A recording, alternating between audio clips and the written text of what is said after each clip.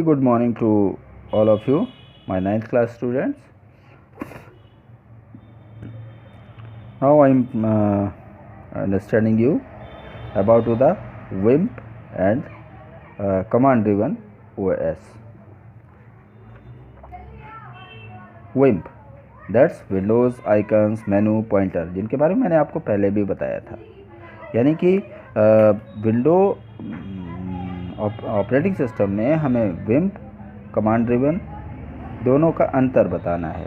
तो विम्प that is windows icons menu pointer are GUI operating system that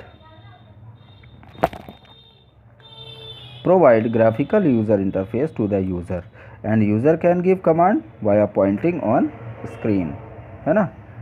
तो जितना भी जब हम कंप्यूटर पर कमांड करते हैं आइकन्स के थ्रू या मेनू के थ्रू या पॉइंटर के थ्रू, तो ये विम्प OS होता है।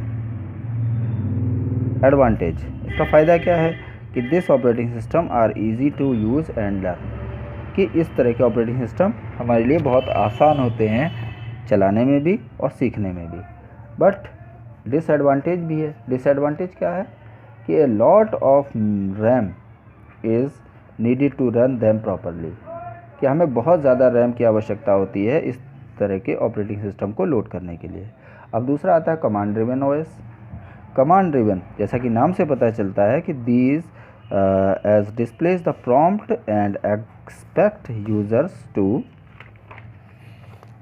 give the commands via typing.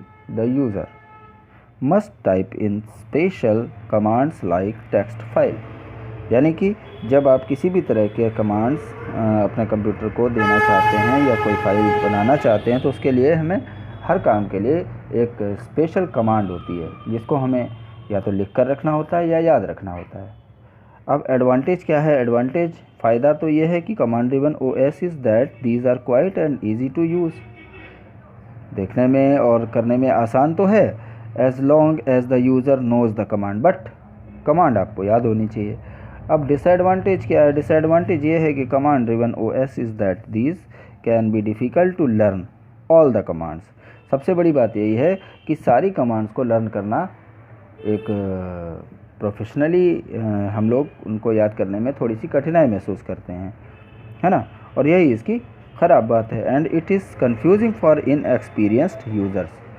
तो जो लोग ऑपरेटिंग सिस्टम को चलाना नहीं जानते हैं या जिनके लिए नया हो, तो इन कमांड्स को याद करने में काफ़ी दिक्कत आती है।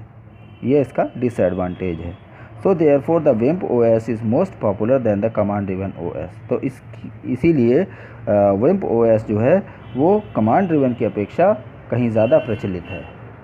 तो आई थिंक आपको आज का टॉपिक समझ में आया होगा, हाँ ठीक है। तो इसको आप लोग अपनी कॉपी में लिखिएगा ध्यान से और इनको याद भी करना है। Okay, good day, bye.